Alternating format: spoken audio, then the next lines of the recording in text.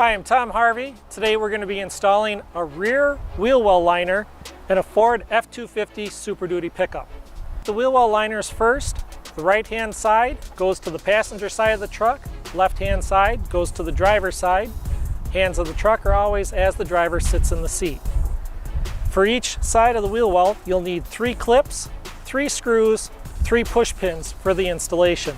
First step is to install the 3 clips. One goes behind the wheel, one goes in front of the wheel, and one in the back wall.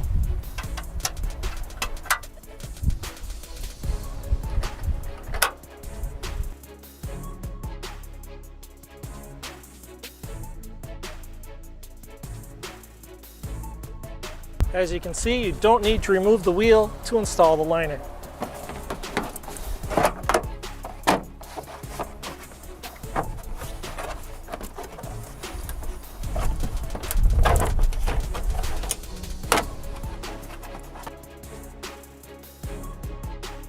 At this point, you're going to want to start the 3 screws into position.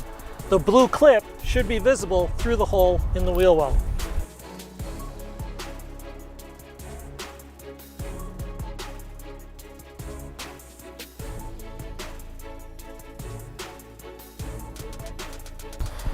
Do not tighten the screws down completely yet.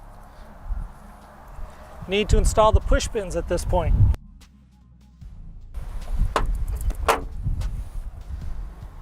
Now you can use either a 9/32 or a 7mm nut driver to tighten up the screws.